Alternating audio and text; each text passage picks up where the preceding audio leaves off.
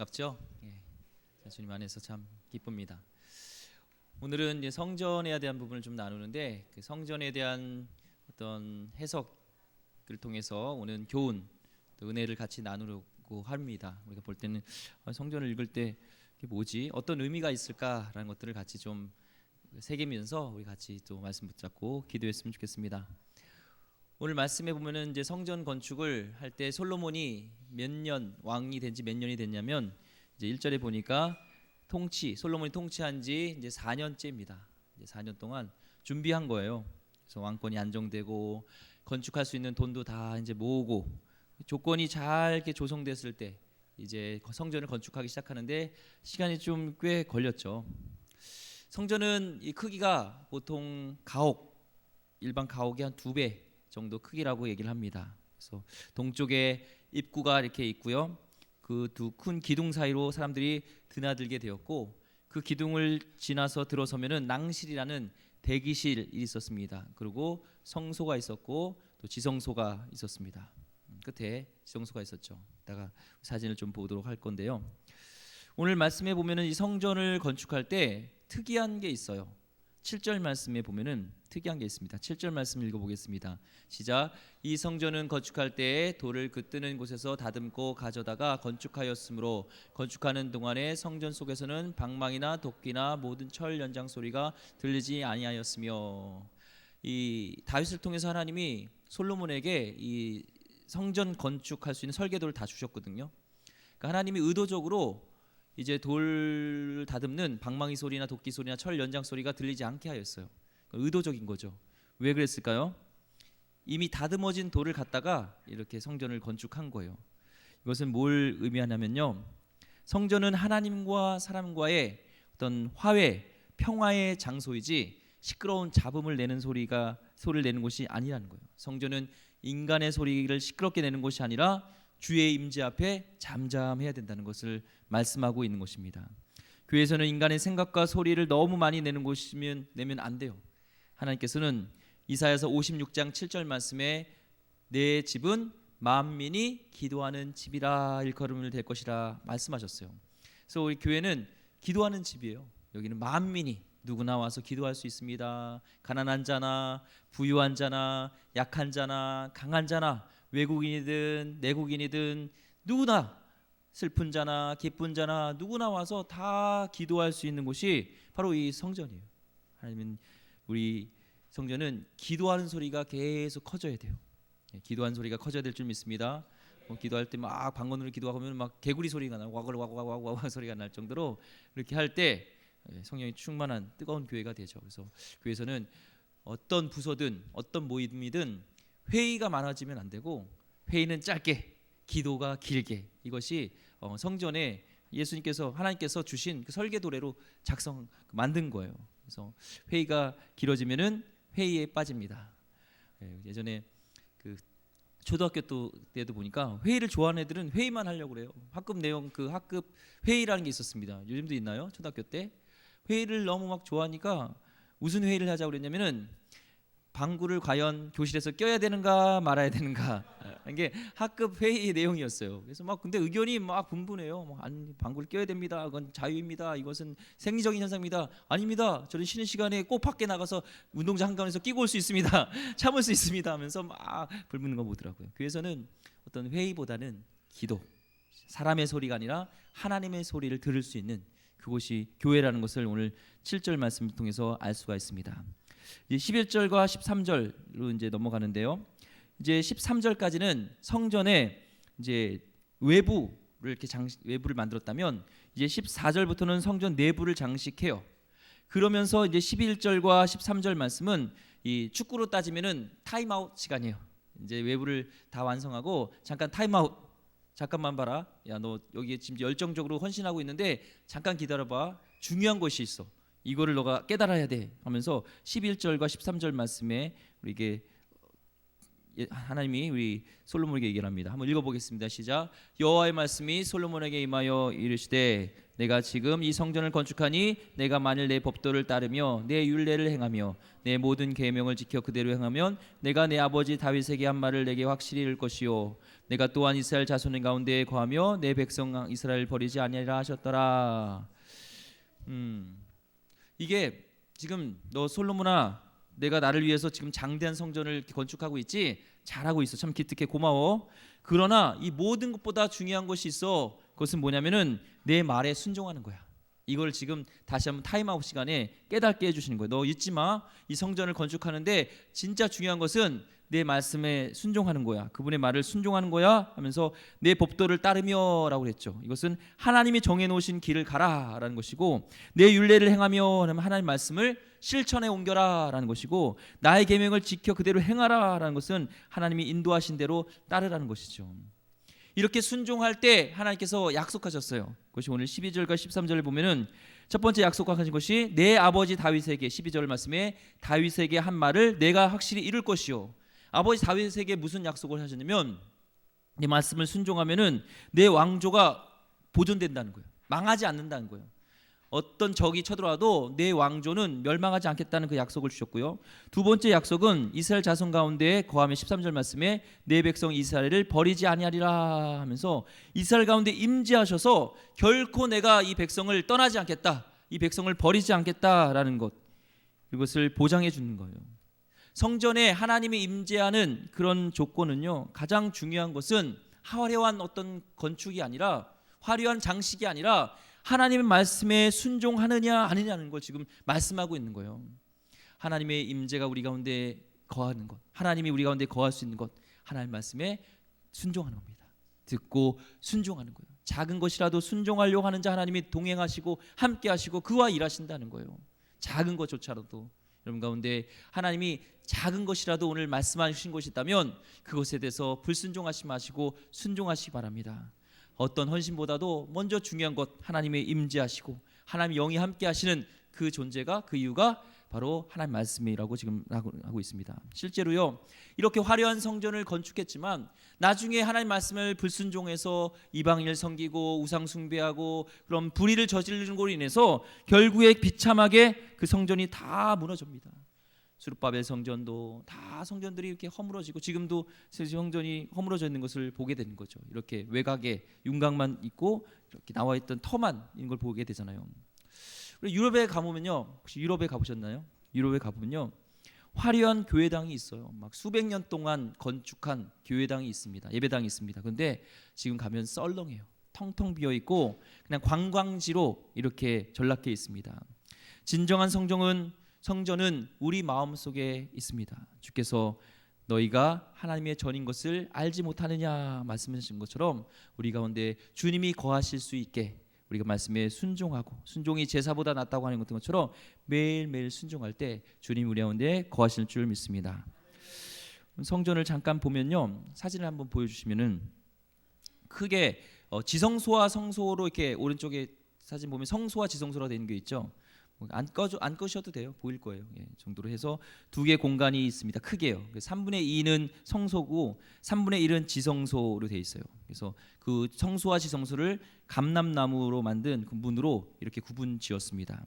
그 지성소를 영어로는 The Most Holy Place라고 그래요. 그러니까 지극할 지를 써서 성스러운 성자잖아요. 성스러운데 아주 거룩한, 최고로 거룩한, 왜냐하면 하나님이 그 가운데 함께 하시기 때문에 가장 거룩한 지성소 여기를 합니다.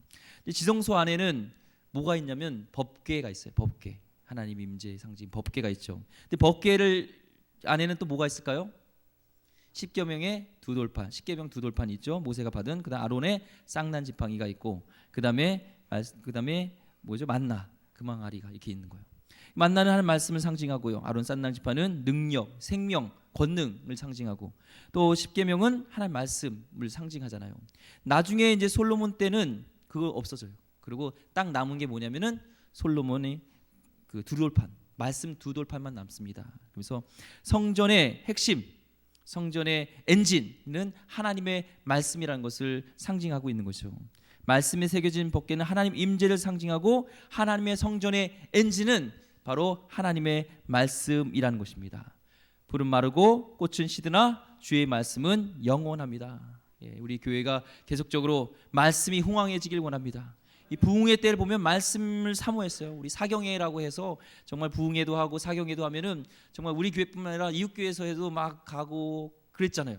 말씀에 대한 사모함이 있는 거예요. 우리 교회를 움직이는 것 말씀이 됩니다. 아까 처음에 교회는 하나님 만민이 기도하는 곳, 또한 교회를 움직이는 가장 중요한 핵심은 하나님 임재의 상징은 하나님 말씀과 기도로 든든히 서가는 우리 교회 되길 소망합니다. 에스겔 47장에 보면 환상이 있잖아요. 거기서 하나님의 전 동편에서 흘러나온 생수강이 차츰 막 차요. 넘쳐요. 막 흘러가서 강이 되고 꽃이 피고 거기 물고기가 살고 나무들이 막 생기가 넘치는 장면이 나옵니다. 하나님 말씀이 흘러갈 때 우리가 살아난다는 거예요. 에스겔 골짜기에서 그런 마른 뼈가 사는 것이 하나님의 생기로 말씀의 성령이 함께 하실 때 그 영혼이 사는 것처럼 우리가 영혼이 살 길은 하나님 말씀, 성령으로 특별히 우리 가운데 말씀이 주어질 때 성령이 임하실 때 그 말씀이 우리 가운데 생명이 되어지고 다시 살아나는 역사가 일어날 줄 믿습니다. 실제로 그래요. 한 자매가 어떤 그 남자를 좋아했는데 이렇게 음악을 했던 자매입니다. 근데 남자가 결혼까지 낙사를 다 잡아놓고 미국에 가서 그냥 사라져 버렸어요. 그게 너무나 상처가 되어서 그 다음부터는 교회도 잘 안 가고 거의 집에도 안 들어 거의 폐인처럼 지냈는데 정말 그 부흥회 때 한 목사님 말씀 듣자 가자 엄마의 그런 설득을 위해서 갔어요. 근데 그 집회 가운데 하나님의 말씀이 그 자매에게 임했고 그 자매가 살아나는 역사가 일어났습니다. 그래서 그 자매가 이제 그 예배 때 찬양으로 특송을 올리는데 제일 은혜 받고 제일 눈물 흘렸던 분이 누구예요? 어머니라는 거예요. 그래서 어머니가 그 목사님을 찾아가서 정말 맛있는 밥을 사고 싶다고. 왜 하냐면 우리 딸의 생명의 은이라고. 물론 하나님이 하신 거지만 말씀을 통해서 하나님이 살리셨다는 것이죠. 오늘도 우리 말씀의 생명의 양식은 하나님 말씀이고요. 오늘도 하나님께서 역사하실 때 우리 죽은 영혼이 살아나며 잠자던 영이 깨어나며 우리가 치료되는 놀라운 역사가 말씀 가운데 있을 줄 믿습니다. 그런데 보면은 성전은 돌로 건조되었지만 금을 입혔어요. 아까 사진에 보면은 금이 이렇게 있어요. 그 벽에 보면요 내부 백향목 널판을 이렇게 하고 금으로 이렇게 칠했어요. 19절과 20절에도 나오는데 읽진 않겠습니다. 그래서 금으로 되어 있습니다. 금은 순결하심, 존귀하심, 영원하심을 상징하는데 특별히 존귀하는 거예요. 금은 귀한 거예요. 그만 귀한 거죠. 그래서 이 전체 내부를 백향목으로 한 후에 그 다음에 이 금으로 칠했다는 것은 귀하신 주님께 하나님께 존귀한 것을 드린다는 거예요. 하나님을 귀하게 여긴다는 거예요. 하나님께 가장 좋은 것을 드린다는 의미입니다. 주님은 우리의 최고의 헌신을 받기에 합당하신 분입니다. 주님께 우리가 늘 자신의 것을 최고의 것을 드리기를 소망합니다. 하나님께 와서 가장 좋은 것, 우리 마음일 수도 있고요. 우리 가진 것들 중에 하나님 내가 주님 앞에 나올 때 가장 좋은 것을 가지고 나오길 소망합니다. 이것이 우리의 기쁨이 되길 소망합니다. 지성소 안에는요 올리브 나무로 된 두 개의 그룹이 있었어요. 저희 보면 그룹이 있죠. 지성소에 보면은 올리브 나무이지만 이제 금 이렇게 칠해져 있는데 세라빔이라고 합니다. 이렇게 천사죠. 천사가 이렇게 겸손하게 엎드려 있기도 하고 저희가 한 5규빗 해가지고 20규빗 9.3m 정도고 지금 날개가 5 곱하기 4니까 9.3m 20규빗이 그래서 벽까지 이렇게 딱 닿는 저 두 세라빔 그룹이 있어요.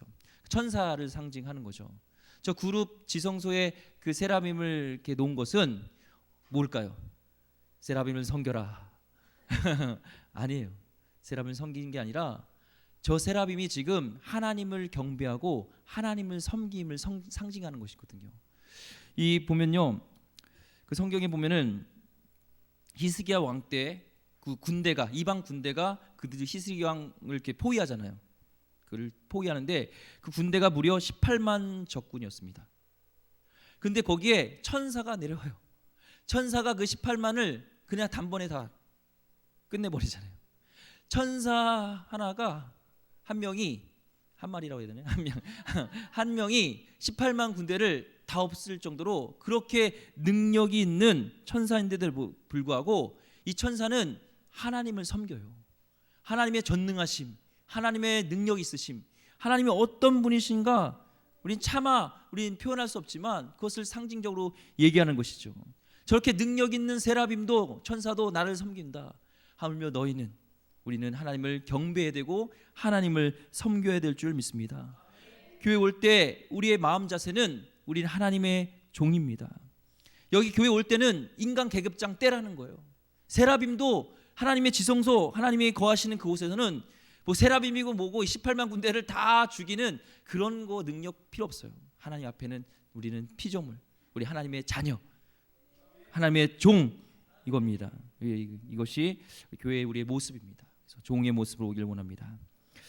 그리고 지성소의 외소, 즉 성소의 사면벽에는 이렇게 칠했는데 그룹들과 종려와 핀 꽃 형상이 29절에 보면은 나와 있어요. 벽에 이렇게 그림들이 이렇게 있습니다. 특별히 종려라는 것은 종려나무 있잖아요. 종려나무는 기쁨의 상징이고 핀 꽃은 평화의 기쁨의 상징이에요. 주님의 성전에는 이 벽에 이런 그런 종려와 핀 꽃이 있다는 것은 기쁨이 있다는 거예요. 기쁨. 그래서 우리가 성전에 올 때 우리는 축제의 장이 되어야 되는 거예요. 성전에 오는 것은 기쁨. 특별히 신약에 와서는 예수님이 우리를 구원하시고 부활하심을 축제하는 거잖아요. 주일날 우리가 예배드리는 것은 축제를 드리는 겁니다. 축제. 그래서 예배드릴 때 우리 두 가지, 하나님에 대한 경외감이 있어야 되고 또한 이 우리를 구원하신 또 부활하신 그분을 경배하고 찬양하며 기뻐하며 나와야 돼요. 우리 성도님들 얼굴을 좀 봤으면 좋겠어요. 기뻐하십니까? 예. 주님을 만날 것에 대한 기대감이 있고 기뻐해야 된다는 거예요. 그 상징적으로 지금 말씀하고 있는 것입니다. 또한 성전 안에 보면은 그 녹기물들을 이제 만들잖아요. 뭐 노트로 만든 것들을 기물 만들 때 솔로몬이 특별히 두로 다른 나라에서 당대 최고의 기술자 히람을 모셔옵니다. 열왕기상 7장 13절 말씀에 보면요. 볼까요? 13절 말씀. 열왕기상 7장 13절 말씀. 솔로몬 왕이 사람을 보내어 히람을 두로에서 데려오니 그 사람은 어떤 사람이냐? 14절 말씀에 그는 납달리 지파 과부의 아들이요 그의 아버지는 두로 사람이니 노스의 대장장이라. 이 히람은 모든 놋 일의 지혜와 총명과 재능을 구비한 자이더니 솔로몬 왕에게 와서 그 모든 공사를 하니라. 여기 보면은 첫 번째 히람 왕에 대해서 알 수 있는 것은 히람 이 사람은 지혜와 총명과 재능이 탁월한 자예요. 그러니까 놋을 만드는 데 있어서는 그의 지식과 경험과 기술이 완벽했다는 거예요. 타와의 불효하는 최고의 기술자라는 것이죠. 그걸 얘기하고요. 두 번째는 그 어머니는 유대인이에요. 납달리 지파고요. 그다음에 아버지는 두로 사람이에요. 그러니까 아버지와 어머니가 다른 나라 사람. 호녀라라는 거죠. 호녀라로 태어났습니다. 예나 지금이나 호녀라에 대한 그런 인식이 안 좋죠. 시선이 따가웠고 당시에도 이 사마리아 사람들을 상종하지 않았고 호녀라에 대해서는 굉장히 싫어했습니다. 호녀라는 거예요. 그런데 그의 뛰어난 기술이 그 차별들을 뛰어넘을 수 있었다는 것을 얘기합니다. 그 다음에 세 번째는 납달리 지파로서 누구의 아들이냐면 과부의 아들이에요. 자, 호녀라면서 지금 과부의 아들로 태어났다면 사회의 지위층일까요? 아니면 소외계층일까요? 소외계층이라는 거예요.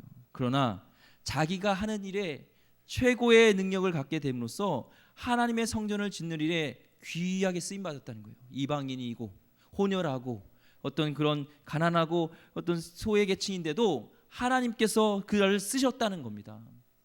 재능과 열정을 최선을 다해 우리 다듬어야 됩니다. 그러면 하나님이 준비된 대로 쓰십니다.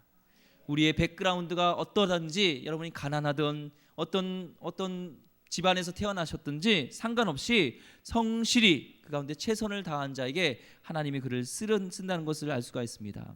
세월만 탓하면서 술에 절어서 이렇게 나라 걱정하고 막 이러면 안 돼요.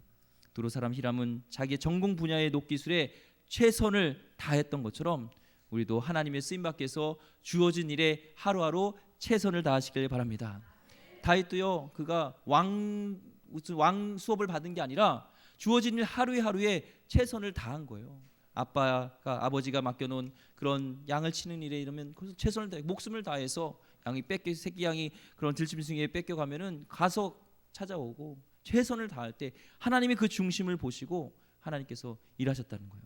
특별히 하나님은요, 내게 아닌 거에 대해서 거기서 성실한 것들을 하나님 기뻐하세요.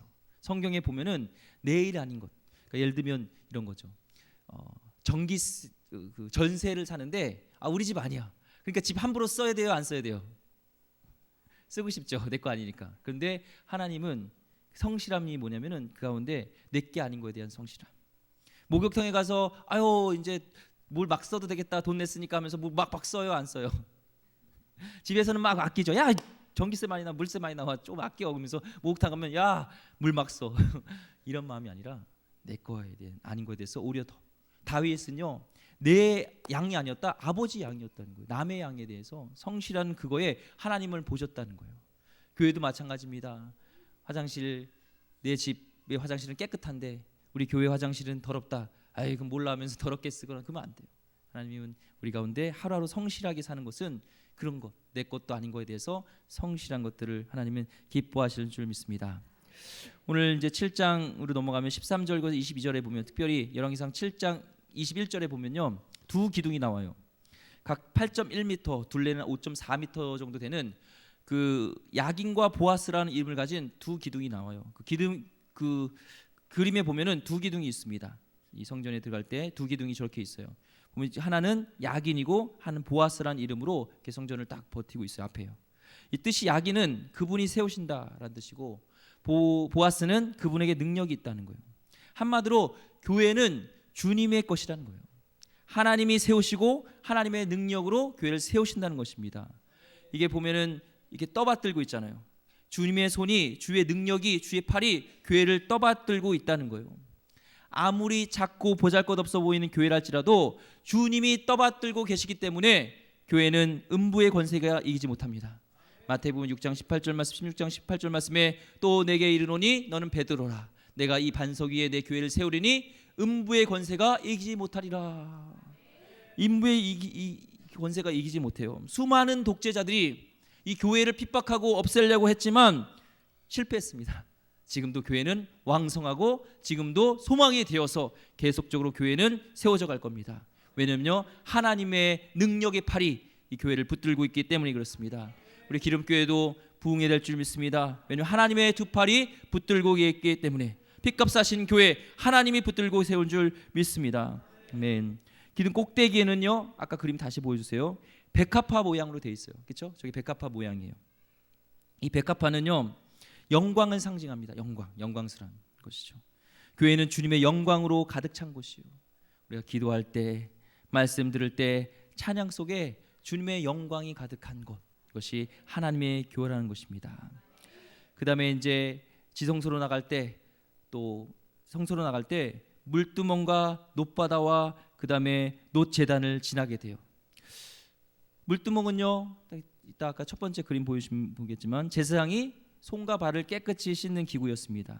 그래서 여기서 깨끗이 더러워진 손과 발을 씻으면서 나가는 거죠. 그것은 또한 내 영 죄를 씻는 거예요. 저게 씻지 않으면요 죽게 돼요. 죽음을 면하기 어렵습니다. 그 다음에 놋바다, 큰 지금 대야 같은 거 있죠. 오른쪽에 보면 성수와 지성소면 저기에 큰 원형, 놋으로 만든 큰 원형의 대야인데요. 성막의 물두멍과 같은 기능으로 만들어진 거예요. 그래서 제사장이 정결 의식에 쓰이는 것입니다. 그리고 놋제단이 있습니다. 제단이 있죠. 놋제단은 바로 거기서 희생양을 잡아서, 양으로 제사를 잡아서 바로 그로 인해서 저기 성소에 들어가고 지성소에 들어갈 수 있는 거예요. 누구를 상징해요? 예수 그리스도를 가리키는 것이죠. 물두멍과 놋바다는 하나님 앞에 나가기 위해서 더러움을 씻어서 정결해야 됨을 상징합니다. 죄인 우리가 하나님 앞에 나가기 위해서는 그리스도의 보혈로 우리는 제사함을 입어야 됩니다. 십자가를 통하지 않고서는 하나님께 나아갈 수 없어요. 오늘도 어떤 능력이 아니라, 우리의 어떤 자만도 아니고 나의 어떤 것도 아니라 보혈의 능력으로 우리는 깨끗하게 주님 앞에 지성소에 나갈 수 있습니다. 그래서 오늘 뜰만 받지 마시고 지성소에 나가서 예수 보혈 의지해서 여러분이 어떤 죄를 졌던 어떤 그런 어려움이 있든 보혈을 의지하여서 우리는 예배할 수 있어요. 예배의 중심은 바로 예수 그리스도 십자가 보혈 사랑인 줄 믿습니다. 그걸 붙들고 나가기 소망합니다. 이제 성전을 이제 마무리합니다. 성전을 건축합니다. 그런데 이 성전을 건축하게 한 것이 하나님이에요. 그리고 그 설계도를, 그 양식을 바로 다윗에게 하나님이 주셨습니다. 그것이 역대상 28장 11절과 12절 말씀에 나와 있습니다. 11절과 12절 보면 다윗이 성전의 복도와 그 집들과 그 곡간과 다락과 골방과 속죄소의 설계도를 그의 아들 솔로몬에게 주고 또 그가 영감으로 받은 모든 것 그 여호와의 성전의 뜰과 사면의 모든 방과 하나님의 성전 곡간과 성물 곡간의 설계도를 주고 지금 솔로몬에게 준 것이죠. 다윗은 설계도를 아들에게 주면서 모든 것의 식양이라고 되어 있는데 설계도죠. 설계도를 여호와의 손이 내게 임하여 그려 나로 알게 하였다라는 거예요. 그리고 이대로 지으라고 명령합니다. 하나님의 전은요 인간의 아이디어로 인간의 마음대로 짓는 게 아니라는 것을 알 수 있죠. 하나님의 디자인, 하나님께서 철저하게 복종해야 되는 것을 알 수가 있습니다.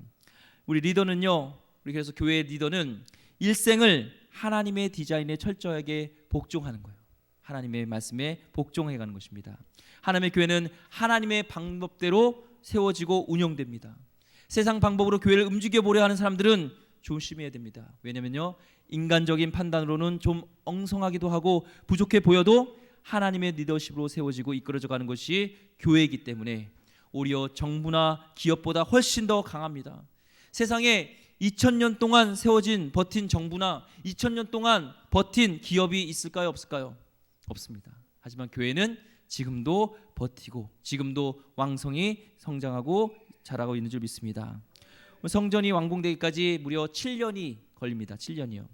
오늘날 기준으로 보면은 굉장히 긴 것 같잖아요. 7년 동안 성전이 건축된 거 보면. 근데 당시의 성전 규모나 상황을 보면은 7년이 짧게 되어진 거예요. 예를 들면 당시에 세계 7대 불가 사이로 불리는 에베소의 아데미스 신전은 120년이 걸렸습니다. 그리고 영국의 웨스트민스터 사원은요 짓는데 500년이 걸렸으니까 그거에 비하면 7년이라는 것은 짧게 된 것이죠. 다윗 왕 때 준비되어진 것이 있었고 또 하나님이 적극적인 사람들을 붙여주셔서 적극적인 히람 왕의 어떤 도움으로 인해서 부역군들을 도우고 일꾼자들을 붙여서 행정적으로 통솔한 자를 붙여주셔서 잘 마치게 하셨다는 거예요. 그것이 하나님이 함께 하셨다는 것입니다. 우리가 하나님의 지혜로, 하나님의 지혜는 듣는 마음, 하나님 말씀에 순종하려는 것이죠. 하나님 뜻에 우리가 따르려는 것이죠. 우리가 하나님의 말씀에 순종하고 하나님의 뜻에 따르려고 할 때 하나님 우리 가운데 돕는 자를 붙여주시고 할 것들을 불가능한 것 같지만 하나님은 그것을 행하게 하신다는 것입니다. 중요한 것은 우리가 중심이 중요하다는 거예요. 내가 하나님의 뜻에 순종하려 하는가, 하나님 말씀에 내가 순종하려 하는가, 이것이 중요한 줄 믿습니다. 우리 가운데 하나님 앞에 순종하는 마음, 이 마음 결단하는 귀한 하나님 백성 되기를 주의 이름으로 축원드립니다. 기도하겠습니다.